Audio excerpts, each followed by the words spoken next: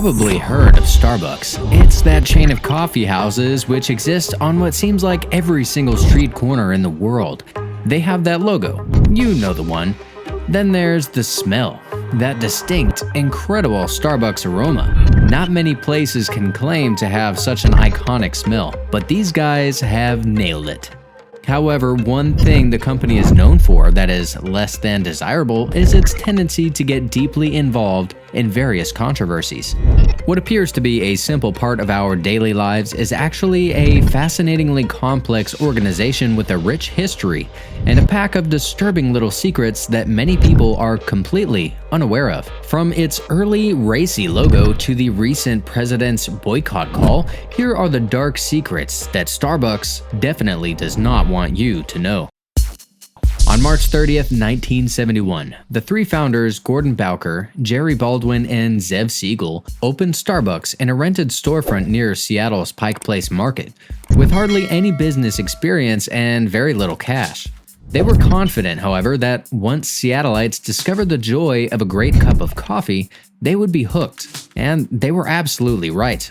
The most surprising aspect of Starbucks' creation was how much of it happened by chance. It's a miracle that the three founders ever even met. Siegel and Bowker were both Seattle natives, while Baldwin grew up in the San Francisco Bay Area. They grew up in different environments, and their differences in personalities and abilities made their partnerships work. One day, over a meal and a terrible cup of coffee, Bowker flashed an idea. The idea was simple. Why not open a coffee shop in Seattle? The concept sounded quite appealing to Baldwin and Siegel, and they took a sip of their coffee and decided to go with it. When the first Starbucks opened near Pike Place Market in 1971, most American coffee drinkers drank low-quality coffee scooped from a can and weekly brewed. Starbucks' founders' passionate, quality-driven approach helped transform the public's perception of what a cup of coffee could be and set the stage for the company's development.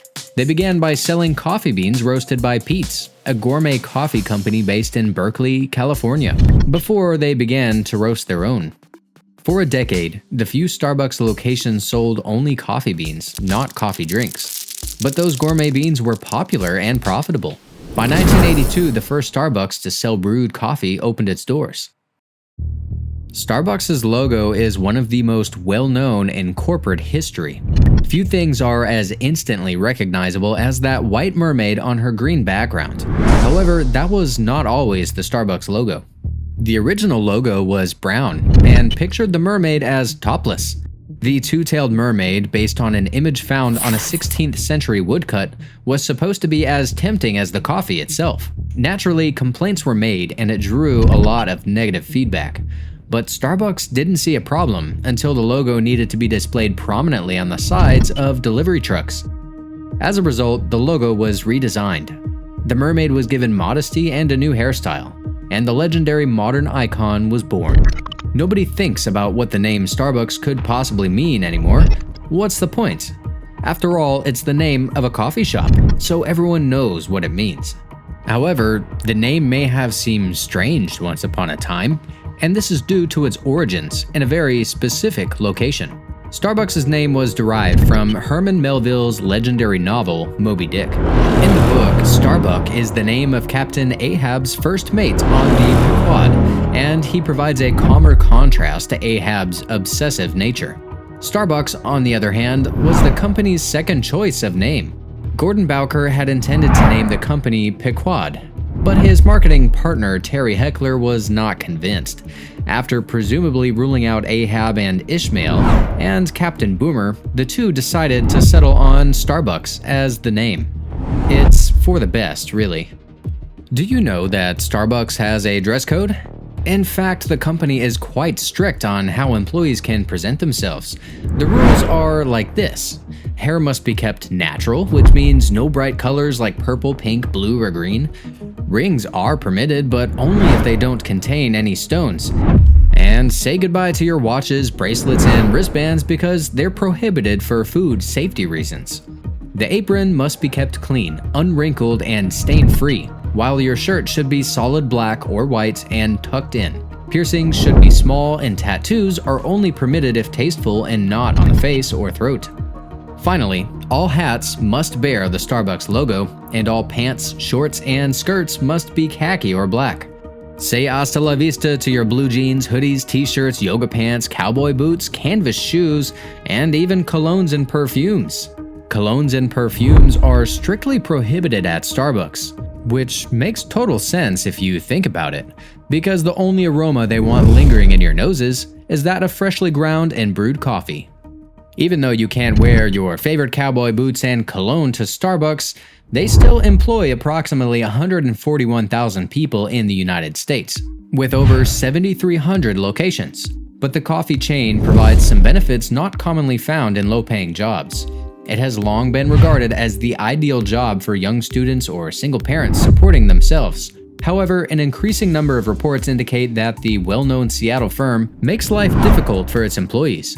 The company's increasing use of complicated and inconsistent scheduling is proving to be quite problematic.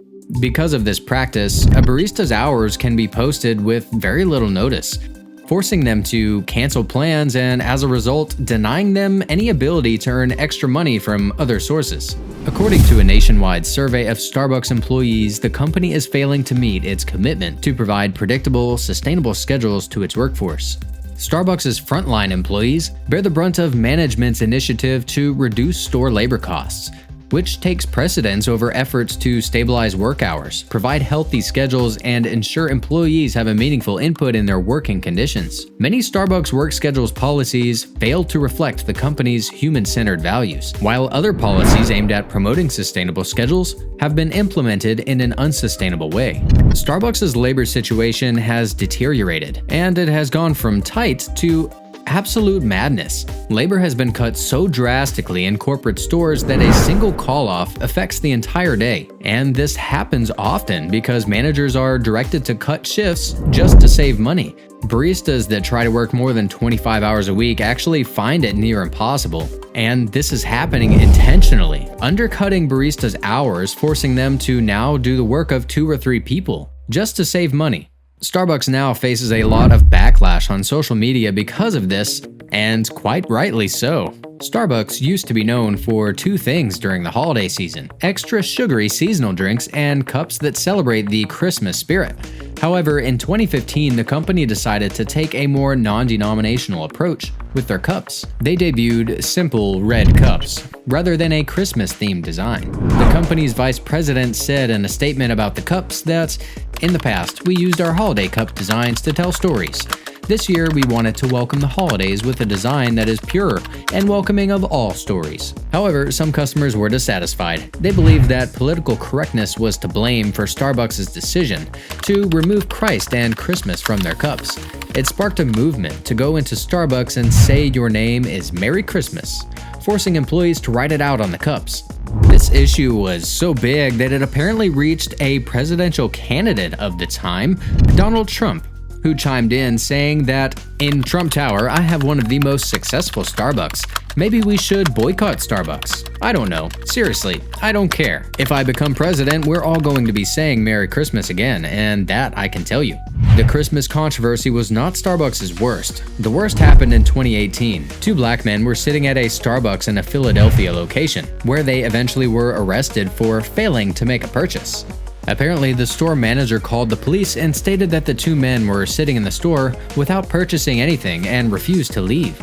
After a few moments, the white man who was supposed to meet them showed up and argued with the officers and claimed they were discriminating against black people, and the officers arrested the 2 black men on suspicion of trespassing.